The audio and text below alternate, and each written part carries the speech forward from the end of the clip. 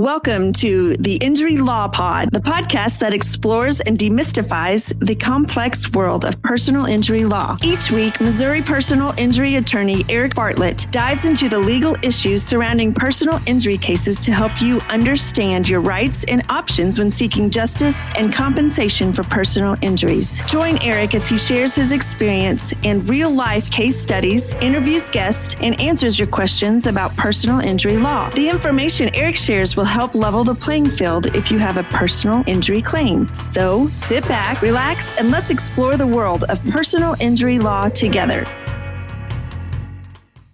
Hello and welcome back to another episode of the Injury Law Pod. I am your host, Eric Bartlett, and today we have a special guest on the podcast. Gwen O'Brien with Feed Northland Kids is joining us. We have been doing a collaboration with Feed Northland Kids for the last several years. And so we're here today to talk about that and talk about what Feed Northland Kids does and all the programs they offer. And so without further ado, welcome, Gwen. Thanks, Eric. Thanks for having me this morning. Yeah, absolutely. I'm glad you're here. And I think we should just start off with having you talk about Feed Northland Kids and all the many things that they do here in the Northland. Yeah, sure. I would love to.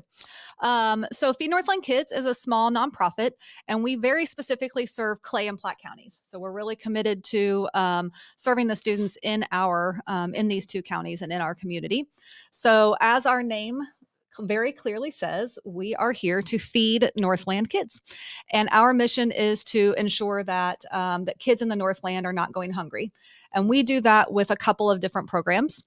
And we work with our community partners, people like you all who are really generous to help fund us and give us support. Some people do food drives, all sorts of different things where we work collaboratively to make sure that we get food resources out to all the kids in our community. And I know you've got quite a few different sponsors, partners, whatever you call people like us. Yeah. I mean, are you able to just talk about some of the different companies and people that help you guys out? Yeah. Well, I know we're going to talk about this, but I'm the new executive director and I've been here for about 6 months, and I have been overwhelmed with how many businesses in our community are just stepping up all the time. I mean, I have people reaching out to me saying, how can we help? What can we do? And so just like you all saying, hey, we want to do a Giving Tuesday project, or hey, we like to do a food drive, or our PTA or our PTO is, wanting to contribute here. So we have all kinds of businesses and groups of people who really engage in very creative ways, honestly. Every June, we do something really fun called the No Norm Run, which is out of the Harley Davidson up on Tiffany Springs over in Platte County. And they do a motorcycle run and go all over the Northland, and they raise a bunch of money. So just really like fun and creative things, that are happening. This is a really fun one. So we just do, oftentimes we let the business or the company kind of talk about like what is meaningful to them and how they think they can contribute. And I saw, did you just have like a 5K or something? Yeah. What was that about? Yeah, we did. So we had our 13th annual Bill Cross 5K. We do that at Zona Rosa, and it's super fun. It was a little bit cold, but not as brutally cold as it's getting this week. And so it is, again, to support our programs. Bill Cross was an educator and an administrator here in the Northland, and then he was also the Gladstone mayor. He passed, I think, maybe about 16 years ago. And so his family came to us a long time ago and said, hey, we'd like to put on this 5K in memory and in honor of him, and have the proceeds of that go to Feed Northland Kids to support food programs. It was a great turnout. We had, I think, maybe about 260 people sign up for it. Really fun thing at the end. We do a kids run, a small kids run, and it was hilarious and really fun. And we raised a lot of good money for the programs. Cool. So why don't we talk about the programs? Sure. And what all Feed Northland Kids is involved in and how they're helping in our community? Yeah. I think most people, if you know Feed Northland Kids, you often relate us to Harvesters Back Snacks. So Harvesters is a big community food bank in the region. They cover 26 counties on the Kansas and Missouri side. And at our origin, we were an initiative, and our purpose was to help fund back snacks in the Northland. Back snacks are a program that Harvesters has had in place for a long time.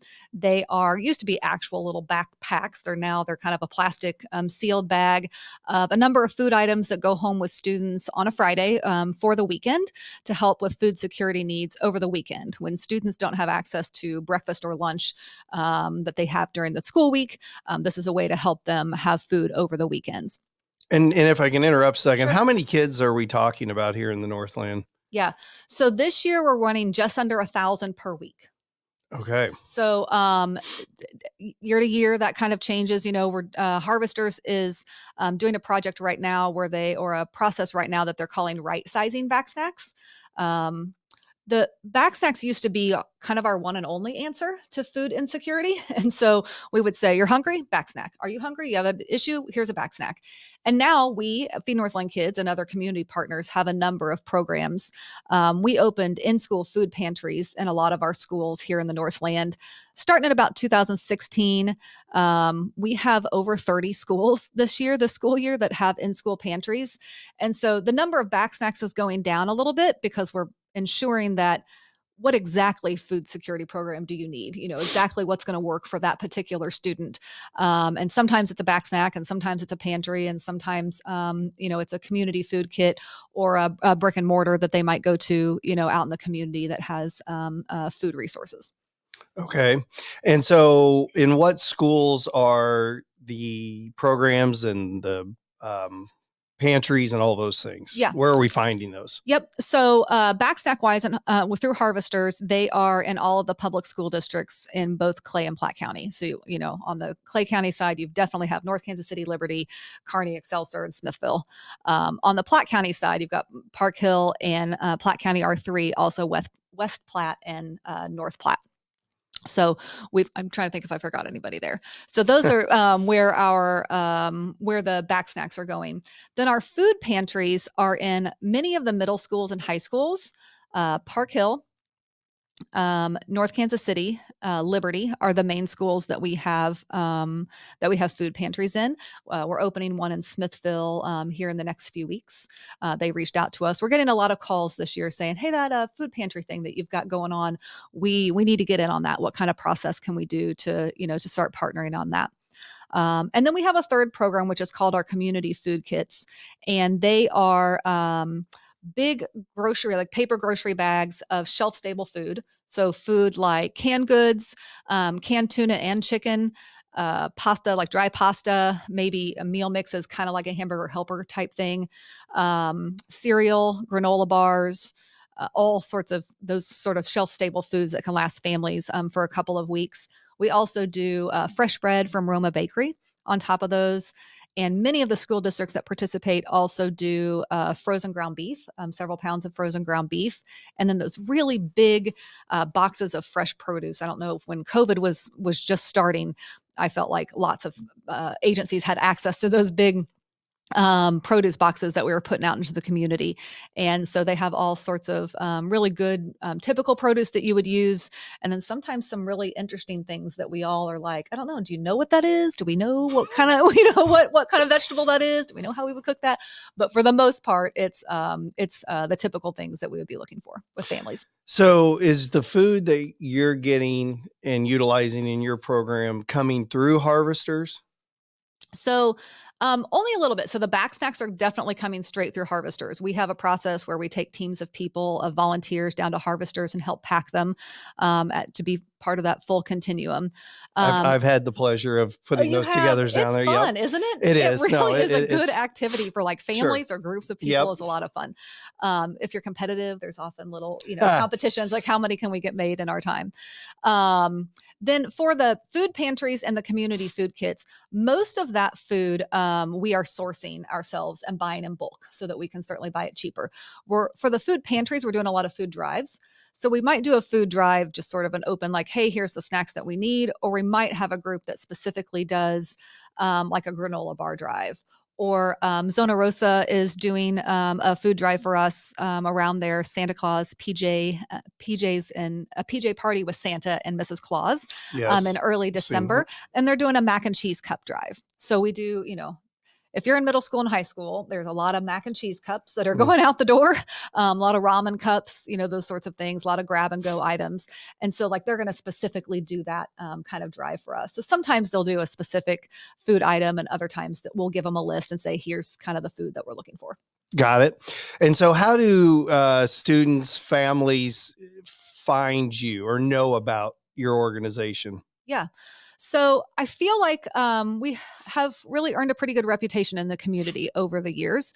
There's a lot of communities and definitely the schools that are familiar with us.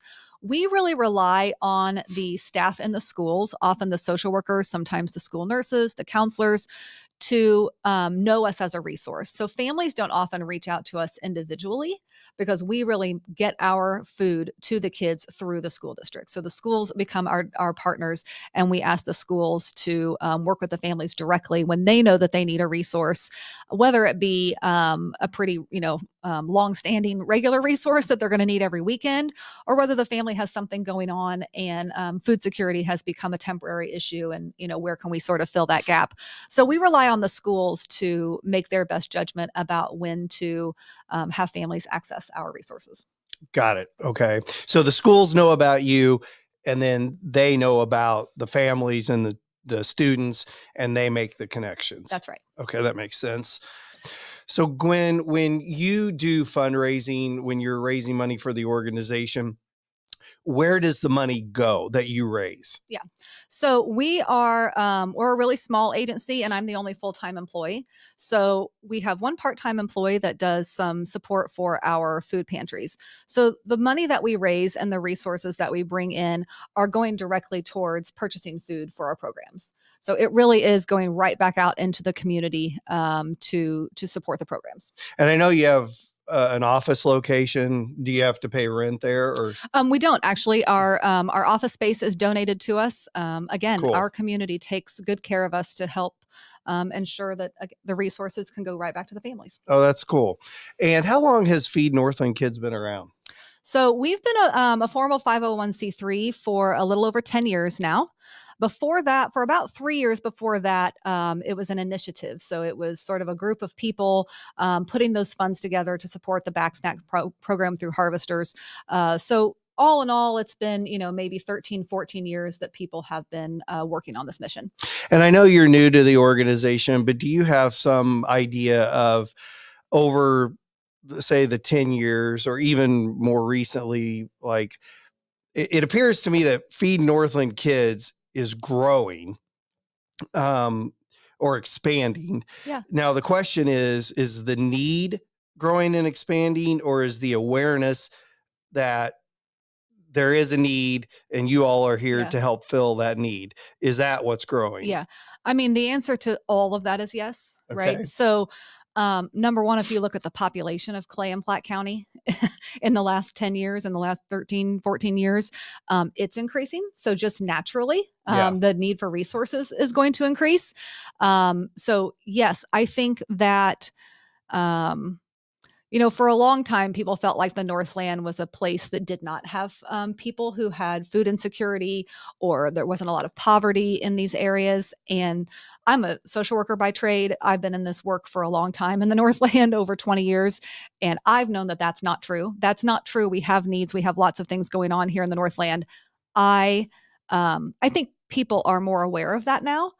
And I think the Northland is a really generous community. And so those things sort of coming together, more population, more understanding of the need. That's one of the things that came out of COVID, right? Is that people really understood there's a lot of need. And I think some of maybe the shame with some of that, or some of the judgment with some of that, fell away during COVID. And we just said, what do we need to do to make sure our families are successful? Because when our families are successful, the community is healthy and functioning.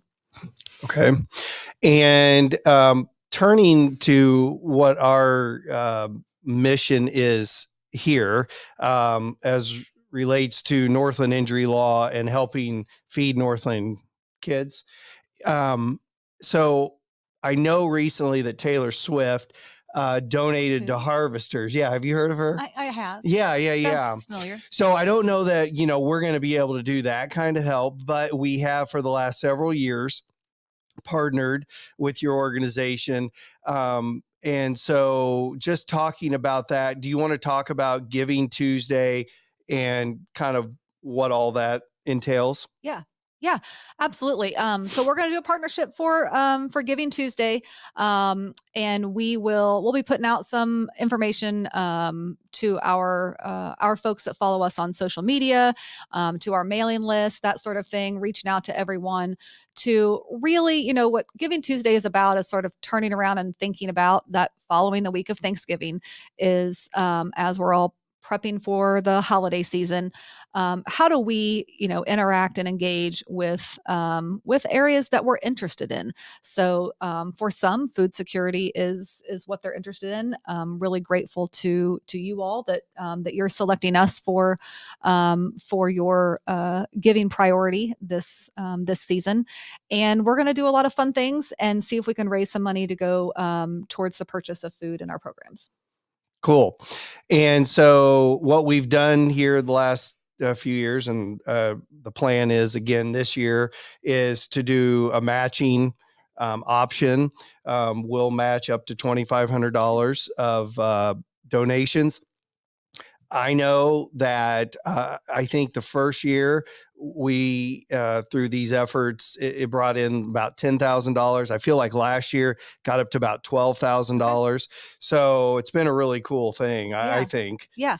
Do you have a particular goal that you're trying to help us reach this year? Do you know? I mean, I would always like to hit the $10,000 mark for sure. Yeah. So, and then if we can get above and beyond that, awesome. Okay. So that's the idea. Yeah. Anyway. Yeah. Well, if I can just turn the tables for 1 second. Sure. Tell me a little bit about how you all selected us to be your partner in this.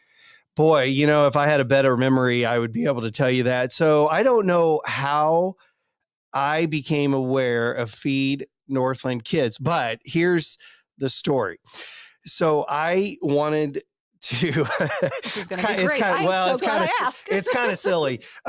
So I had in mind doing something with pies. I love pie. Okay. I can't tell you how much I like pie. And so somehow Feed Northland Kids came across my radar, and I had been pondering like doing some kind of silly video with pies, whatever. Well, all of a sudden I like put it together and I thought, what a great way to maybe do some kind of a fundraising effort is do my silly pie video that I've been wanting to do and do it in conjunction with a fundraising effort. Mm-hmm. And so I reached out to your predecessor, and I'll never forget, I called her, I was driving home, and I pulled off the side of the road, and I'm telling her, hey, here's who I am. I'm a lawyer in the Northland. I want to help your organization, and I want to do a silly pie video to bring awareness to it. And at first, I'm pretty sure she just thought, is this guy even real? Right? She loves this kind of stuff, I think. Yeah. So, no. Yeah, so, she was in. And I said, just hear me out. This is what I'm thinking. We're going to have like pie tasting with my daughter and some of her friends, and, it'll be fun. And she was like, okay, yeah, I kind of see that. Yeah, well, why don't you put something together? I've got to get board approval on anything we do. But yeah, I think it could work. So we did it. I got to do my video. We got to raise money. And that's how this whole thing started. Again, I wish I knew exactly where it was or how it was that I came across Feed Northland Kids. But from our law firm side, we are Northland Injury Law. So typically speaking, when we're looking at our sponsorships, our charitable givings, we want to target Northland entities. And so I couldn't, when I saw Feed Northland Kids, I'm like, what a great entity to support. So that's kind of the whole background. Okay. Great story. Thanks for sharing. Absolutely. And so real quick before we wrap up, why don't you just talk about yourself? You've obviously taken over the helm. and, where do you come from, and, what's your background? Yeah, sure. Well, like I think I shared before, I'm a social worker by trade. So I have been a social worker for over 20 years here in the community, mostly in child welfare. So I was at the Children's Division for a number of years, head of the Platte County Children's Division for about 8 years. And then I was at Synergy for 10 years before that, all really in that child abuse kind of realm, and also doing some work with our school systems when I was at Synergy. And so when the job opening came up at Feed Northland Kids, it was a really good fit. Just like you were just talking about, it was really important to me to stay in the Northland. We live in the Northland. My husband and I have 3 boys that we raise in the Park Hills. They're in the Park Hills School District. And so for me, I just have so many connections and so much love for this community that I really wanted to try and find a job, my next job, and my next step in my career, to stay here in the Northland. Food security is a really easy link with the child welfare work that I've done. Obviously, poverty and food needs and families is something that I've been around for a long time. So that's how I came to Feed Northland Kids. Already knew quite a few of the school relationships and a lot of those community relationships. The ones that have been really fun is all of these businesses. So making all these new connections was not something that I was in the role to do at Synergy, and so I just have been really impressed and really grateful to how much our community steps in and really engages in this work. Well, I'm excited. I'm looking forward to working with you this season and down the road.